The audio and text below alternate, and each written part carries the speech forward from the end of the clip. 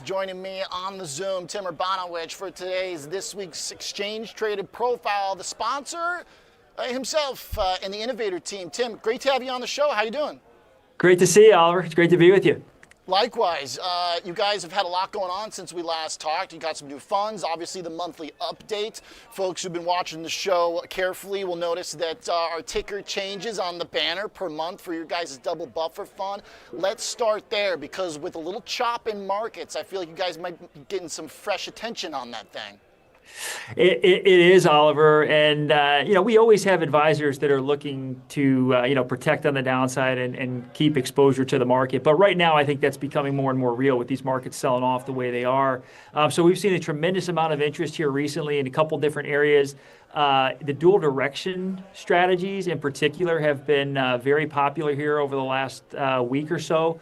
With the volatility and really with those strategies like DDFF, if you look at that strategy, it's the February version, but you have a 15% inverse cap on the downside, meaning that if the market goes down 0 to minus 15%, you're going to be going up 0 to plus 15%.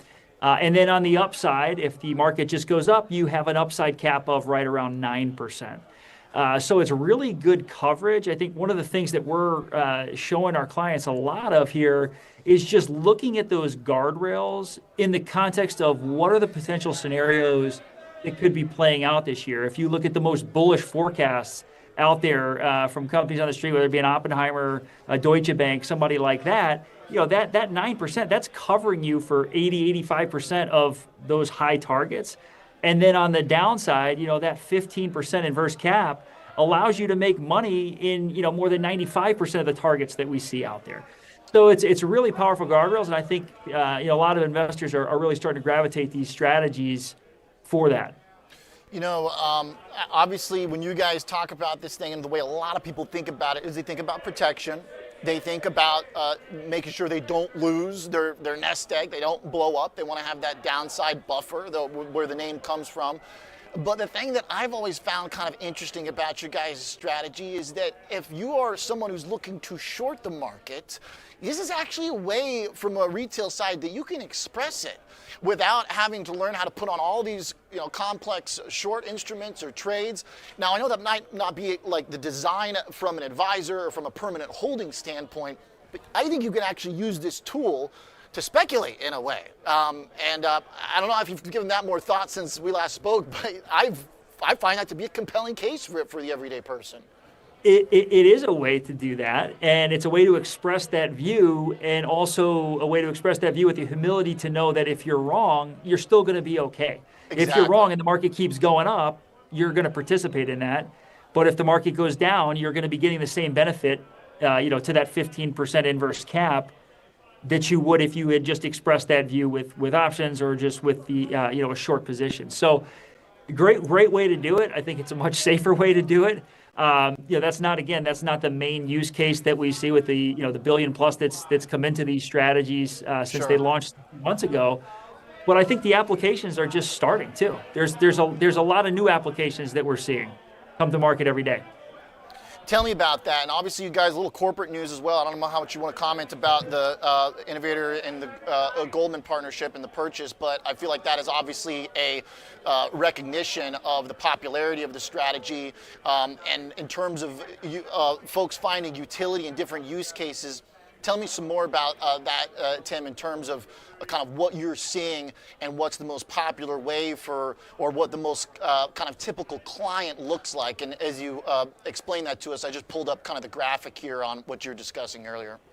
Yeah, absolutely. I mean, with the Goldman news first, Oliver, obviously this is something we're very excited about. It clearly shows that this is beyond just a little niche. The defined outcome landscape is growing. It's going to continue to grow at a very rapid rate. And you have the Wall Street behemoths like Goldman Sachs that have taken note, and really excited to add their capabilities to the innovation that we're bringing to the table here. In terms of the use cases, when you see that payoff, again, being able to make money when the market's going up as well as when it's going down, the use cases are endless. We have a lot of advisors, especially this week with a lot of the noise that you're seeing in some alternatives like gold and silver. Hey, this is a way that you can put a hedge into your portfolio and not have to worry about, is the asset class going to continue to do what you hope it does when the market is selling off? So a kind of an alternative sleeve is one way that we see that, a liquid alt, if you will. Okay. We also have another component that will use it as a fixed income replacement.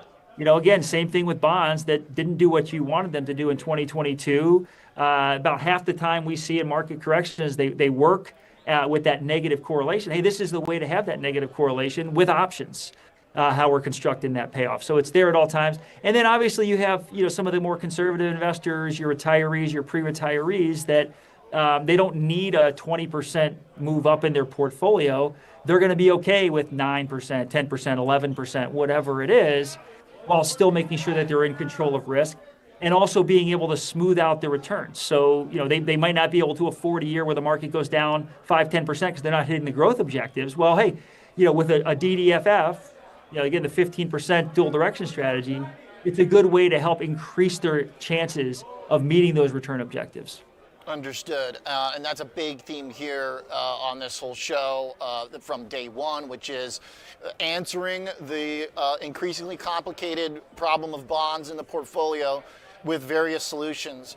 Options obviously are the way we've talked about it mostly here, but there are competitors to that. Like that was kind of the argument of some of the Bitcoiners and gold bugs.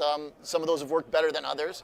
Some of the private market asset sellers would argue they're competitors for that kind of bond slice. What would you say to those, Tim?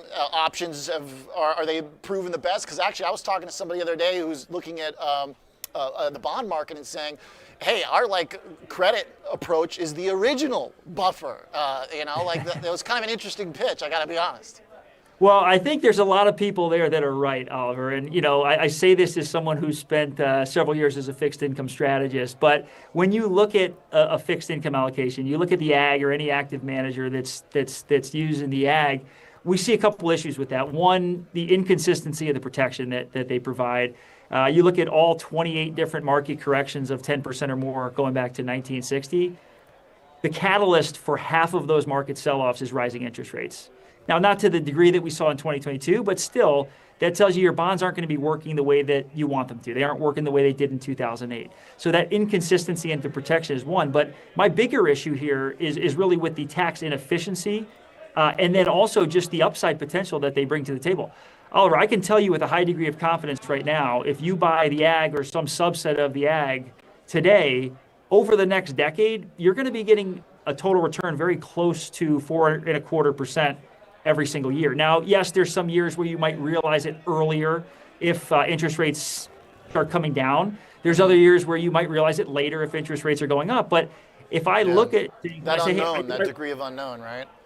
Do I really want 40% of my portfolio in something that has a ceiling, if you will, that's that low? And I think strategies like this, the buffered ETFs, the dual direction ETFs, it's a way to take those low risk dollars, tie them back to the upside of the equity market, and increase that cap. So take your cap from 4.25 on a bond allocation to DDFF, you're taking that up to 9% plus the inverse cap on the downside. So it's more consistent risk management and it's higher upside. Okay, understood and good argument there. I want to make sure, Tim, that we kind of talk about a few of the other offerings, because I think that depending on what's hot in the market, you might find different buffers that work. Like I was kind of asking to myself the other day, and here on air, I was like, when are we going to get the silver buffer fund? Like we can do this for pretty much anything that's got options, but one area that you guys have focused on is the small cap. Tell me about KJAN real quick, because I've got increasingly a lot of guests talking about getting into the small cap world. Does the buffer make as much sense here, or are we going to small caps for the risk? Yeah, I think that's a great question, Oliver. We see a lot of catalysts, bullish catalysts for small caps this year. Fed cuts, being one of them. But you look at KJAN, okay, you have a 15% buffer on the downside. So small caps go down, 0 to 15, you're fully protected from that. Anything beyond that, you're still protected for the first 15. But then on the upside, I think you want to ask yourself, how much upside do we see at small caps? KJAN has a cap north of 17% over the next 12 months. So if you think small caps are going to run up 30, then yeah, maybe you want to go just long IWM. But if you do realize that there's real risks that are out there, I think we're seeing that right now. Then you want to have the buffer in there. And for a lot of our clients, small caps is an asset class that is too volatile for them to hold or too risky for them to hold. The buffer allows them to gain access to that asset class because it's going to take about a third of the volatility off the table. It's going to add that layer of protection. But in our view, you're getting access right now to an asset class that is much more attractively priced. You're starting to see growth pick up, so we think that really helps. The rally that we've seen broaden out, and we think small caps is a big part of that. Okay. Well, it certainly seems to be getting increasingly in vogue, the small caps. And we were literally in 2 conversations ago, guests saying, hey, this is where you want to hide out. So if you need to adjust your risk profile to make it work for your clients, KJAN, another one. Appreciate it, Tim. Appreciate the participation in the show and the banners and the ads. Thanks for rejoining. Great to see you, Oliver. You got it. Tim Urbanowicz, Chief Investment Strategist at Innovator ETFs. That was the CBOE Exchange Traded Profile.